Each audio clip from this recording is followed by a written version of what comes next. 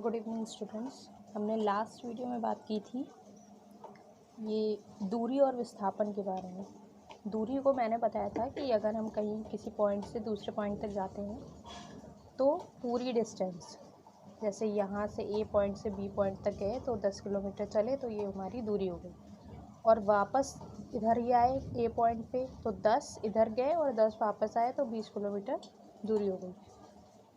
अब विस्थापन क्या होता है कि यहाँ से अगर ए पॉइंट से बी पॉइंट पर गए 10 किलोमीटर और वापस ए पर आ गए तो विस्थापन हो जाएगा हमारा 0, क्योंकि विस्थापन क्या होता है, एक बिंदु से दूसरे बिंदु का सबसे छोटा रास्ता। मान लो यहाँ से हमने पॉइंट शुरू किया, यहाँ से गए 10 किलोमीटर, फिर इधर से 5, फिर इधर से 4, फिर इधर से वापस उसी पॉइंट पे 3 आ गए 3 किलोमीटर, तो दूरी होगी हमारी 22।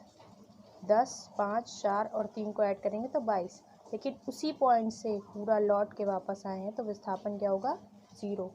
और दूरी में हमें दिशा की ज़रूरत नहीं होती है, लेकिन विस्थापन में हमें दिशा की ज़रूरत होती है।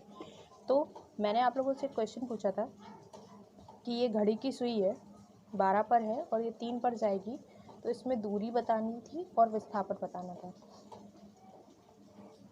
पाई को पाई रखना था। सुई की लंबाई कितनी थी, 7 मीटर, 7 मीटर मान लीजिए, ठीक है।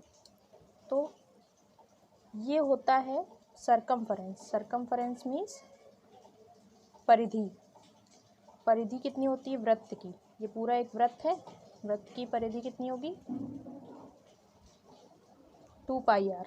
वृत्त की परिधि होती है 2 पाई आर, और ये इसका 1/4 हिस्सा है, पूरा वृत्त उसका 1/4 भाग। तो इसके लिए, इस वाली डिस्टेंस की परिधि के लिए हम पूरी परिधि का 1/4 कर देंगे, ठीक है। तो ये हमारा आएगा 2 पाई आर की वैल्यू 7/4, यानी कि 14, 2 से 7/2 पाई, ठीक है। अब पाई की अगर वैल्यू रख लें 22/7 तो क्या हो जाएगा 7/2। पाई की वैल्यू रखी 22/7, 7 से 7 कैंसिल, 2 से 22 कैंसिल, 11 मीटर हमारी क्या आ गई वृत्त की परिधि। तो यहाँ से यहाँ तक चलने में, यहाँ से इस सुई को यहाँ से यहाँ तक चलने में दूरी कितनी निकली, दूरी निकली 11 मीटर। दूरी कितनी निकली 11 मीटर। अब अगर हम बोले विस्थापन कितना हुआ, विस्थापन मतलब यहाँ से यहाँ तक पहुँचने में।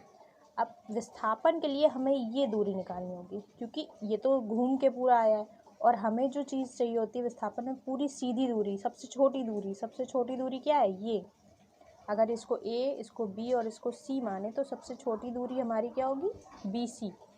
तो हमारी BC क्या कितनी निकल के आएगी, देखो ये 7 है, ठीक है, ये भी 7 है, ये 7 और ये 7, और ये बना क्या रहा है, एक समकोण त्रिभुज। और समकोण त्रिभुज के लिए हम लोगों ने पढ़ी हुई है पाइथागोरस प्रमेय। उसमें क्या होता है, पाइथागोरस प्रमेय में होता है कर्ण का स्क्वायर बराबर लंब का स्क्वायर प्लस आधार का स्क्वायर। कर्ण कितना है हमारा, कर्ण हमें पता नहीं है, यानी कि BC स्क्वायर बराबर लंब कितना है AC यानी कि 7 का स्क्वायर, प्लस आधार कितना है AB यानी कि 7 का स्क्वायर। ये कितना आ गया, जो भी आएगा 49 + 49 BC का स्क्वायर। अब BC की वैल्यू निकालेंगे तो 9 9 18, 4 4 8 और 1, 4 4 8 और 1 9, और स्क्वायर हटाएंगे तो इधर आएगा √। ये हो गया तुम्हारा विस्थापन। ये क्या हो गया, विस्थापन। या सीधे सीधे इसको लिख सकते हो 2√7, ये भी होता है। नहीं सॉरी, 7√2, 7√2। कैसे, देखो ये है 7 स्क्वायर और ये 7 स्क्वायर, तो ये हो गया 2 ब्रैकेट में 7 का स्क्वायर, ठीक है। ये BC का स्क्वायर हो गया। अब अगर हम इसको ही यहाँ पे इसके इस स्टेप के बाद दूसरी तरह से करेंगे, BC स्क्वायर = 2 7 का स्क्वायर इंटू में, तो BC = √, 2 और 7 का स्क्वायर।